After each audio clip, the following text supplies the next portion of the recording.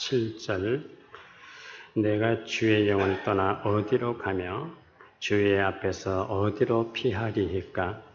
내가 하늘에 올라갈지라도 거기 계시며 수울에 내 자리를 펼지라도 거기 계시니이다.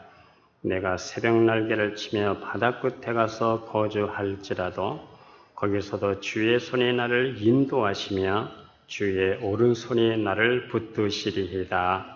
아멘. 한 청년이 등산을 갔다가 깊은 산 속에서 길을 잃게 됐습니다. 산을 내려오면서 도무지 길을 찾을 수가 없습니다. 이리저리 헤매봤지만은 역시 마찬가지입니다. 그는 두려웠습니다. 캄캄한 밤인지라 손 전등을 켜고 내려오다가 그만 돌뿌리에 넘어져서 이 전등도 그만 깨지고 말았습니다. 날씨가 점점 어두워지면서 추워지고 있는데 1m 앞이 잘 안 보이는 겁니다. 그는 벌벌벌 떨면서 하나님 앞에 이렇게 기도를 드렸습니다. 하나님, 저를 좀 살려주십시오. 그랬더니 갑자기 비가 쏟아지기 시작하는 겁니다. 조금 있다가 하나님 또 기도를 드렸더니 또 번개가 치기 시작합니다. 오르렁 꽝 하고 치는데 너무나 무섭습니다. 번개가 칠 때마다 소리가 천둥소리가 들릴 때마다 눈을 감았습니다. 그러다 정신을 차려보니까 번개가 칠 때마다 저 산 아래가 훤히 내다 보이는 겁니다. 번개가 칠 때마다 아래가 보이니까 길을 더듬어서 내려올 수가 있었습니다. 그는 이 번갯불을 보면서 깨달은 게 있습니다. 이 번개라고 하는 것이 무서운 것이 아니로구나. 내가 이렇게 길을 잃었을 때 빛을 비춰주는 그런 좋은 길잡이가 되는구나. 이걸 깨닫게 됐다는 겁니다. 우리가 일상생활에서 일어나는 이 괴로운 일들이 있습니다. 그 당시는 그렇게 괴로웠었는데 그런데 지나고 깨닫고 보니까 그 괴로움도 하나님의 은총 안에 있었다는 겁니다. 아프리카를 선교하는 어느 선교사가 이웃 마을로 전도하기 위해서 이 원주민들과 함께 떠났어요. 떠나는데 막 비가 쏟아지는 겁니다. 비가 쏟아지니까 갑자기 원주민들이 길을 가다가 큰 돌을 하나씩 가슴에 안고 걸어가는 거예요. 어깨에 메고. 왜 돌을 들고 가느냐? 그랬더니 조금 있으면 알게 됩니다. 곧 이 돌이 쓰일 때가 있다는 겁니다. 이 쓰일 때가 있고 필요할 때가 있다니까 이 선교사도 그저 가벼운 돌 하나를 주워 들고 갔어요. 갔더니 냇가가 나옵니다. 비가 와서 물살이 세어졌어요. 그냥 건너갔다가는 떠내려가기 일수가 되겠어요. 그래서 부득불 다시 돌아가서 큰 돌을 어깨에 메고 그리고 그걸 가슴에 안고 무사히 그 냇가를 건널 수가 있었다 하는 겁니다.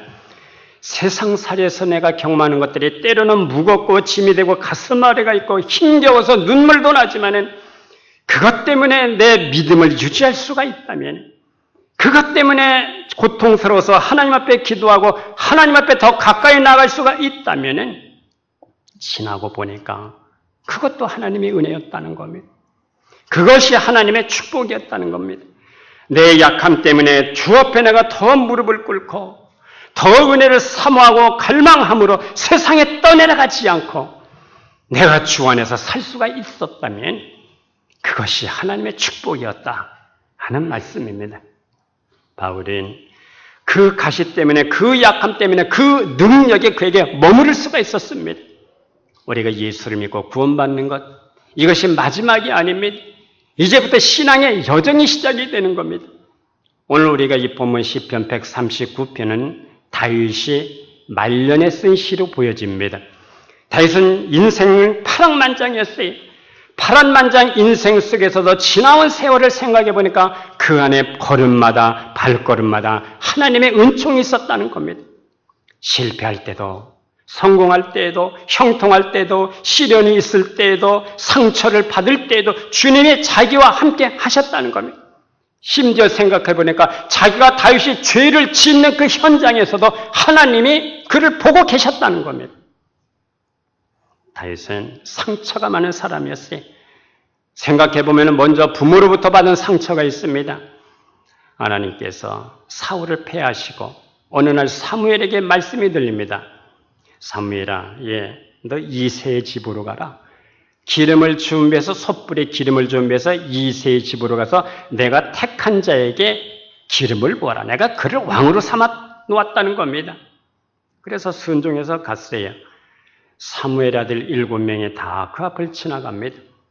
성령에 감동하시러 그 중에 왕감이 없다는 겁니다. 이새에게 물었습니다. 혹 아들이 더 있느냐? 그랬더니 하나가 있다는 거예요. 말째가 막내가 있는데 그 시원치가 않아서 지금 들에 나가서 양을 지키고 있습니다. 이 아버지가 막내를 볼 때도 그렇게 신통치 않았어요. 너는 들에 나가서 양이나 지켜라. 아들 중에 끼워주지를 않았다는 겁니다. 그런데 하나님께서 다윗을 보시고 그 중심을 보시고 왕으로 기름을 부으셨습니다. 훗날 다윗은 시편 27편 10편에서 이렇게 얘기합니다. 내 부모는 나를 버렸으나 여호와는 나를 영접하시리이다. 부모에게 받은 상처가 있었어. 왜 부모는 나를 버렸어? 나를 인간으로 아들로 인정하지도 않았어. 그러나 여호와께서는 나를 왕으로 기름을 부어주시고 나를 영접해 주셨다는 겁니다. 부모에 대한 상처가 있었어요. 둘째로는 형님들에게도 상처가 있었습니다. 사무엘상 17장을 보면 이스라엘과 블레셋이 전쟁을 합니다. 다윗의 형님들도 전쟁에 나가게 됐어요. 아버지 이새가 막내에게 얘야, 너 내가 음식 좀 싸줄 테니까 가서 형들의 좀 안부를 좀 알아오너라. 그래서 싸들고 나갔습니다. 가보니까 블레셋 골리앗이 이스라엘 군대를 모욕을 하고 있는데 이렇게 얘기합니다. 저 할례받지 않은 인간이 누구이기에 저렇게 우리 하나님의 군대를 모욕을 하느냐? 그렇게 모욕을 당하면서도 가만히 있는 이스라엘 군대를 향해서 저 할례받지도 않은 저 인간이 왜 하나님의 군대를 모욕하고 있느냐? 이 말에 형님 엘리야가 벌컥 화를 내는 겁니다. 너 참 교만하고 완악하구나. 들에 있는 양들은 너 누구한테 맡기고 왔느냐? 네가 지금 전쟁을 구경하러 왔구나. 다윗은 형님들에게도 상처를 받았어요. 왜? 형님이 이 말에 그렇게 화를 낼 말이 아닌데 왜 화를 냈습니까? 형님들 앞에서 막내가 왕위로 기름을 부으심을 받았거든. 자존심이 상한 겁니다. 세 번째, 사울 왕에게 끊임없는 상처를 받았어요. 다윗의 지지도가 올라가면서 사울에게 살해 위협을 받으면서 끊임없는 상처를 받았어요. 네 번째는 아내 미갈에게도 상처를 받았어요. 이제 법궤가 예루살렘으로 들어오는데 다윗이 얼마나 기쁜지 속옷이 벗겨지는 줄도 모르고 뛰면서 그렇게 춤을 추었어요. 이 모습을 아내 미갈이 창문으로 이렇게 내다보고 있다가 도대체 이게 왕의 체면이 뭐냐는 거예요. 속옷이 벗겨지는 줄도 모르고 저렇게 뛰면서 춤을 추고 있으니 속으로 멸시를 하고 조롱을 했고 경멸을 했습니다. 이 말을 듣고 다윗은 평생 미갈을 쳐다보지를 않았어요. 미갈은 자식이 없이 죽습니다. 다윗은 지나온 세월 속에서도 상처를 받았을 때도 건강할 때도 병들었을 때도 성공할 때도 실패할 때도 주님이 함께 하셨음을 깨닫고 오늘 본문의 시를 기록해 놓은 겁니다. 다윗은 전쟁을 할 때도 먼저 주님 앞에 꼭 물어보았습니다. 주님, 내가 이 전쟁을 해야 되겠습니까? 안 해야 되겠습니까? 나갈까요? 말까요? 주님의 지시를 꼭 받고 나갔습니다. 우리가 사무엘하 5장 23절, 24절에 보면은 대표적으로 이렇게 말씀을 합니다. 한번 다 같이 읽어보겠습니다. 다윗이 여호와께 묻자온대 가라사대 올라가지 말고 너희 뒤로 돌아가서 뽕나무 숲을 맞은편에서 너희를 뽕나무 꼭대기에서 걸음 걷는 소리가 들리거든 곧 동작하라. 그때 여호와가 내 앞서 나가서 블레셋 군대를 치리라 하신지라. 전쟁에 나갈 때도 다윗은 여호와께 물었습니다. 기도를 했다 이 말입니다. 그래서 다윗은 꼭 약속을 받고 전쟁에 나가면 꼭 승리를 했어요. 우리가 사무엘하 22장 30절에 이렇게 압축해서 말씀을 합니다. 다 같이 한번 읽어보겠습니다. 내가 주를 의뢰하고 적군에 달리며 내 하나님을 의지하고 성벽을 뛰어넘나이다. 하나님의 음성을 듣고 나가니까 내가 주를 의지하고 적군 속에 뛰어들어가. 내가 칼을 들고 주님을 의지하고 성벽을 적의 성경을 뛰어넘어. 왜? 주님의 음성을 들었거든요. 이 믿음과 이 확신이 있었습니다. 성도 여러분, 우리 삶 한복판에 함께 계시는 하나님을 신뢰할 수 있기를 축복합니다. 오늘 성경에 보니까 나의 안고 일어섬을 아시는 분이, 멀리서도 내 생각까지도 알고 계시는 분이, 오늘 본문 7절에 보니까 그러므로 내가 주의 영을 떠나 어디로 가겠습니까? 내가 주의 눈을 피해서 어디로 내가 피하겠습니까? 내가 하늘에 올라갈지라도 주님이 거기 계시고 스올에 내 자리를 펼지라도 주님이 거기 계십니다. 내가 새벽 날개를 치면서 바다 끝에 가서 거주할지라도 주님의 손이 나를 거기까지 나를 인도해 주시고 내 오른손에서 나를 붙들고 계십니다. 할렐루야. 이 말씀 속에서 우리의 모든 삶 속에서 하나님의 함께 하심을 믿으시기를 바랍니다. 내가 있는 그곳에 하나님이 함께 하신다는 겁니다. 성도 여러분, 천국의 본질이 뭡니까? 천국의 본질은 여호와 삼마 하나님이 거기에 함께 계시다는 겁니다. 사도 바울이 왜 이렇게 죽도록 충성할 수가 있었을까요? 왜 달려갈 길을 다 마치고 믿음을 지켜낼 수가 있었을까요? 그는 셋째 하늘, 바로 3000층을 경험했기 때문입니다. 이것을 경험하고 나니까 세상에 그렇게 화려한 것과 비교가 안 되는 겁니다. 보이다가 없어지는 것들, 가져가지 못할 것들 다 부질없이 느껴지는 거예요. 그래서 사나 죽으나 먹으나 마시나 하나님의 영광을 위해서 그는 일할 수가 있었어요. 세상 영광에 그는 미련이 없었습니다. 그는 사는 것도 유익하지만 죽는 것도 유익하다고 그렇게 생각했어요. 누가 감히 이런 말씀을 할 수가 있겠습니까? 3000층 천국을 경험한 사람이 이런 얘기를 할 수가 있는 겁니다. 우리는 유병헌 씨 사건을 잘 알고 뉴스 잘 알고 있습니다. 이 유병헌 씨를 보면서 무엇을 생각하고 있습니까? 그렇게 많은 부도 쌓았어요. 축적을 했어요. 몇 천억을 쌓았습니다. 명예도 있었고 권세도 있었어요. 그런데 그게 종말을 보면서 무엇을 생각하고 있느냐 하는 겁니다. 죽을 때 유병헌 씨가 입고 죽은 옷이 얼마짜리라고 그래요? 1000만 원짜리랍니다. 이태리 브랜드 로로 피아나. 1000만 원짜리 입고 죽으면 뭐합니까 그거? 가방에 현찰이 10억이 들어있어. 놀라지를 않아. 왜? 그림의 떡이니까요. 10억을 챙겼지만은 가방 안에 있었지만은 10원을 못 가져간 겁니다. 성도 여러분, 신앙생활이라고 하는 것은 하나님과 함께 살아가는 거예요. 그분과 함께 뒹구는 거예요. 그분과 함께 더불어 살아가고 함께 살아가는 거예요. 에덴 동산이 어디 있습니까? 하나님과 살아가는 것, 그것이 바로 에덴 동산입니다. 하나님과 인간이 함께 공존해 있는 것, 그것이 에덴입니다. 하나님과 함께 공존하면은 그분의 생명이 우리 안에 들어오게 돼 있어요. 그분의 의와 희락과 평강이 나를 주장하게 돼 있는 겁니다. 그분의 것이 흘러오게 돼 있는 겁니다. 누가 하나님과 함께 살고 누가 더불어 살고 누가 하나님의 임재를 경험할 수가 있습니까? 십자가와 부활하신 주님을 정확하게 만난 사람은 우리는 함께 살고 그분과 더불어 살아갈 수가 있는 거예요. 1956년 에콰도르에 선교를 갔다가 콰레라이라고 하는 강빈에서 선교사 5명이 아우카족에게 창에 찔려서 다 죽었습니다. 젊은 선교사 5명이 아우카족에게 찔려 죽었으니 미국 라이프지가 대서특필을 했어요. 선교사 대학살이라는 대서특필이 신문마다 났습니다. 많은 언론들이 이게 무슨 낭비인가? 이 무슨 낭비인가라는 제목으로 그렇게 비판 내지 보도를 했습니다. 유일한 청년들이 오지에서 저 미개인들에게 허망하게 죽는 것이 정말 의미 있는 일인가? 무모한 행동이 아닌가? 이런 보도였어요. 정말 그들의 죽음은 무모한 것 같이 그렇게 보였습니다. 그러나 선교사 아내들은 그곳에 남아서 끝까지 지속적으로 아웃가족을 섬기고 복음을 전했어요. 세월이 흘러가면서 복음이 전해지면서 아웃가족 추장이 돌아오고 아웃가족 사람들이 하나 둘씩 돌아오기 시작했어요. 하나님 앞으로.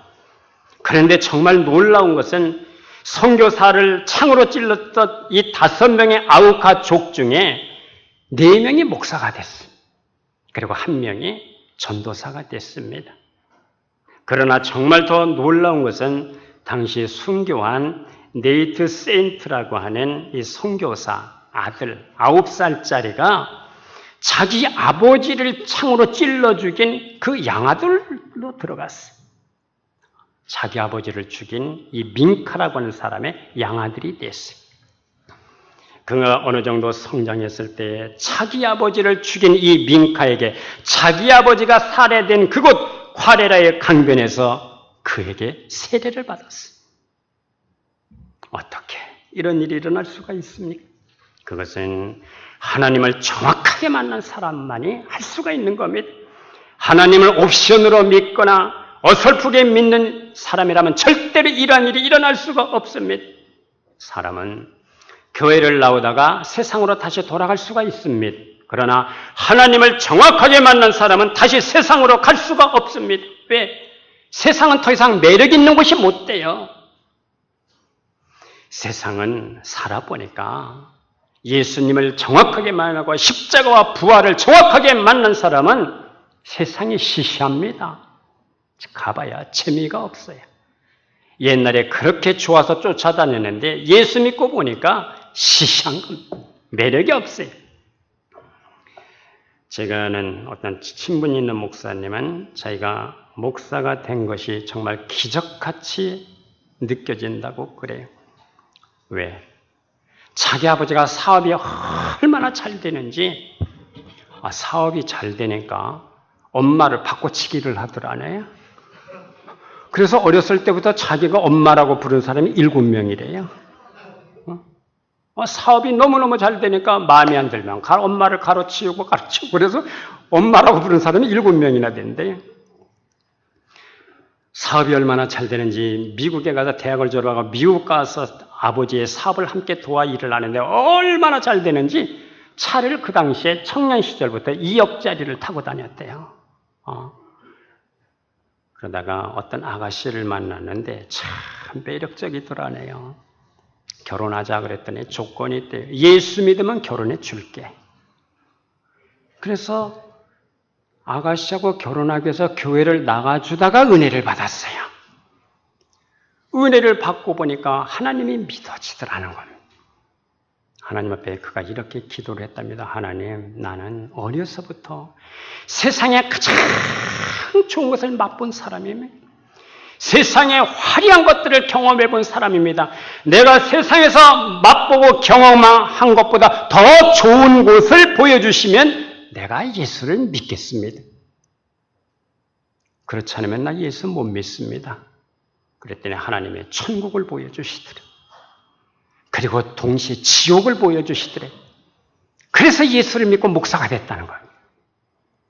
그거는 성경을 읽으면서 얼마나 회개를 했는지 성경 한 장 한 장에 눈물에 젖어가서 범벅이 됐다는 겁니다.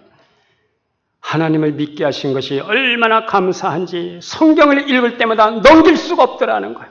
한 장 한 장 넘긴다는 것이 얼마나 힘든지. 왜? 읽다가 눈물이 쏟아지고 읽다가 눈물로 범벅이 되니까 이 한 장 한 장을 읽는다는 것이 그렇게 어려웠다는 거예요. 천국의 실체를 경험한 사람은 오직 한 가지 새로운 열망에 사로잡히게 되는 겁니다. 예전에 경험하지 못한 새로운 갈망, 그 갈망은 예수 그리스도에 대한 갈망이 일어나는 거예요. 영적 성장에 대한 갈망이 생기고 잃어버린 영혼에 대한 그런 갈망이 생기고 한 영혼 한 영혼이 구원받아야 한다는 특별하고 아주 통렬한 그런 자각이 내 속에서 일어날 수밖에 없는 거예요. 갈망이 있어야 하나님의 임재를 경험하게 되는 겁니다. 갈망이 있어야 결국 하나님을 만날 수가 있는 거예요. 주님은 만나려면 만한 때에 나를 찾으라. 내가 만나줄게. 오늘도 그렇게 말씀하시는 하나님이십니다. 사람은 갈망하는 것에 사로잡히게 돼 있어요. 삼손은 그 중심이 드릴라에게 정말 갈망을 품다가 그녀에게 사로잡히고 맙니다. 그래서 불행해졌어요.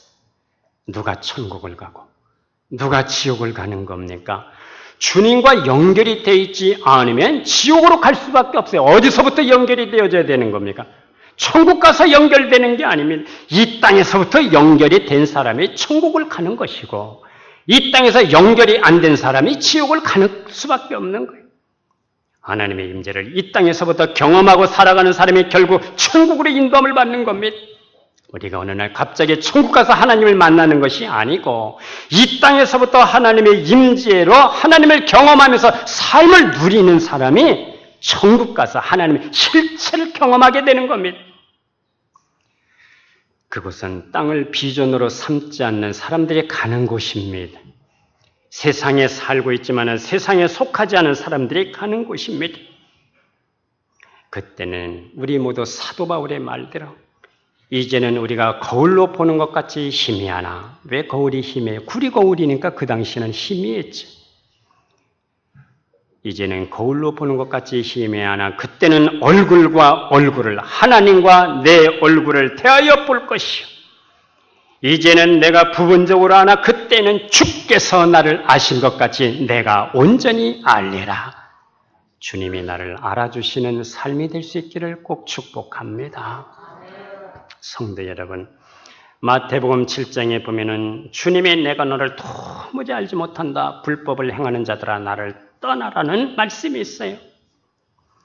그 운명이 어떻게 되겠습니까? 그렇게 된다면 그들은 주여 주여를 찾았지만 주님으로 살지 않았어요.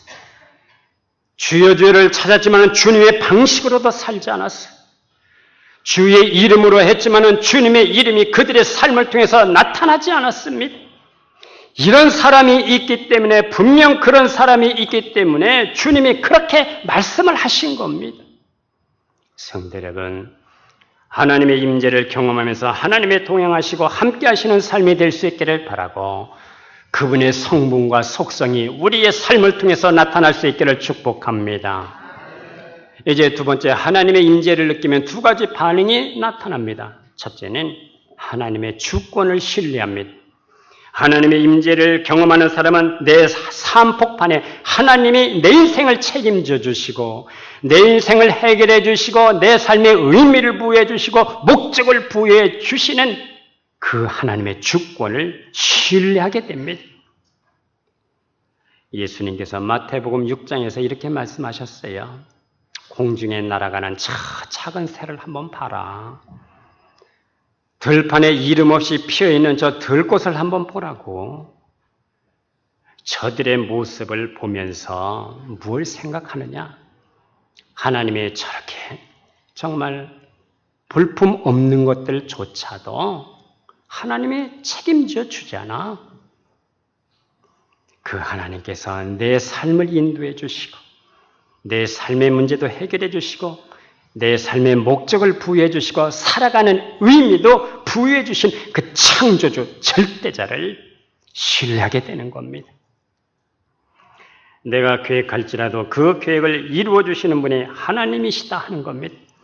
그래서 그들은 삶의 우선순위가 확실하게 정해져 있습니다. 먼저 그의 나라와 의를 구하는 이렇게 삶의 우선순위가 확실하게 결정된 사람이 누구입니까? 새로운 피조물이에요. 그리고 새 것으로 살아가는 사람들입니다.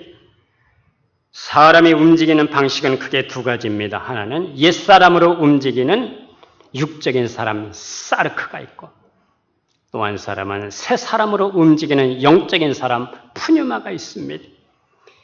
옛사람을 구성하고 있는 주체 사르크는 하나님을 갈망하지 않습니다. 하나님을 끌어당기는 기능이 전혀 없습니다. 세상적인 경향성으로 살기 때문에 세상과 죄를 끌어당길 수 있는 기능밖에 없어요. 죄를 실행하든지 안 하든지 죄의 에너지를 축적하는 삶이 되는 겁니다. 이게 옛사람의 상태예요. 옛사람은 자기 힘으로 살고 자기 방식으로 살아가는 사람들입니다. 기후나 온도가 맞으면 벌레가 생겨요. 마찬가지로 이런 사람은 어떤 환경이나 상황이 맞아떨어지면 죄를 실행하는 사람들이에요. 그러나 새 사람으로 살아가는 사람들은 하나님의 영의 지배를 받아요. 그리스도의 말씀을 갖고 살아요. 순간순간 하나님 앞에 장악되어 하나님을 신뢰하는 사람이고 하나님의 방식으로 살아가는 사람들입니다. 기도를 해도 성령이 말할 수 없는 탕식으로 모든 것 하나님의 깊은 것을 통달해 성령이 자기를 위해서 친히 강구하시는 기도를 하게 되는 겁니다. 이것을 성령이 시키는 기도라고 얘기를 합니다. 하나님의 주권을 신뢰하고 외친다고 신뢰가 되는 게 아닙니다. 신뢰하라고 외친다고 고함을 질러댄다고 해서 하나님의 말씀에 신뢰되는 게 아니에요. 내 안에서 신뢰할 수 있는 영적 구조가 만들어져야 되는 거예요. 믿음의 구조가 내 안에서 먼저 구성이 되어져야 되는 겁니다. 그렇게 되기를 축복합니다. 이제 두 번째, 하나님의 임재를 느끼는 사람은 두려움이 사라집니다. 왜? 하나님이 함께 하신다는 믿음과 확신이 있기 때문입니다. 현대그룹을 창설한 정주영 씨가 하루는 길을 가다가 나뭇가지 위로 튀는 이 조그마한 청개구리 있지 않습니까? 이 청개구리를 발견했대요. 나뭇가지로 탁 튀어오르는데 실패를 하더래요. 그대로 땅에 곤두박질을 하더래요. 또 땅에서 튀어올랐는데 또 떨어지더래요. 그래서 이 녀석이 몇 번이나 시도하는가 보자 했더니 한 번, 두 번, 세 번, 네 번. 이거 다 세려면 오늘 이거 예배 시간 너무 지나요. 28번, 29번째까지 실패를 하더래. 그리고 30번째 뛰더니 성공을 하더래. 어쩌면 우리 인생이 이와 같을 수가 있어요. 그러나 하나님의 임재를 경험하고 확신하고 있는 사람은 실패해도 피곤해도 힘이 들어도 두려움에 빠지지 않습니다. 왜? 다시 일어날 수 있는 힘을 공급받기 때문입니다. 오늘 우리가 이 본문의 말씀처럼 거기서도 주의 손이 나를 인도하시고 주의 오른손이 나를 붙들어 주심을 믿기 때문입니다. 앞이 안 보여도 하나님이 열어가신다는 것을 믿기 때문입니다. 하나님의 때가 있다는 것을 확신하고 때가 오고 하나님의 시간이 되면 우리에게 따뜻하게 찾아오시는 엘샤다이 하나님을 믿기 때문입니다. 엄브렌트 목사님은 루마니아 공산정권에서 복음을 전하다가 투옥이 됐어요. 너무 두려웠어요. 하루하루 산다는 것이 정말 너무너무 힘들고 두려웠어요. 이 두려움을 이기기 위해서 그는 성경을 폈습니다. 창세기부터 계시록까지 읽어갔습니다. 그래서 이 두려움에 떨고 있는 이 사람에게 가장 위로가 되고 힘이 되는 말씀이 어떤 말씀이겠습니까? 두려워하지 말라. 이 말씀이 그렇게 힘이 되더라는 거예요. 그래서 밑줄을 쳐가면서 한번 읽어봤어요. 그랬더니 창세기부터 계시록까지 두려워하지 말라는 이 말씀이 365번이 나오더라는 겁니다. 그래서 그는 이렇게 해석을 했습니다. 매일 두려움에 떨지만은 매일 두려워하지 말라. 하나님의 매일 두려워하지 말라. 이런 말씀으로 그는 그렇게 해석을 했습니다. 오늘 우리는 하나님의 임재를 느끼고 경험하는 사람은 불기둥과 구름기둥으로 인도하시는 하나님의 큰 손을 발견할 수 있는 영적 안목이 열려질 수 있기를 축복합니다. 오늘 이 성경 말씀에 내가 주의 영을 떠나 어디로 피할 수가 있겠습니까? 하늘에 올라갈지라도 주님이 거기 계십니다. 내가 바다 끝에 거할지라도 주님이 거기 계셔서 나를 붙들고 계십니다. 이것이 바로 파란만장한 인생을 경험하고 난 다음에 다윗의 말년에 쓴 시입니다. 오늘 다윗은 마지막 절을 이렇게 말씀합니다. 마지막 절을 다시 큰 소리로 한번 읽어보겠습니다. 내가 무슨 악한 행위가 있나 보시고 나를 영원한 길로 인도하소서. 나를 영원한 길로 인도해 주십시오. 할렐루야.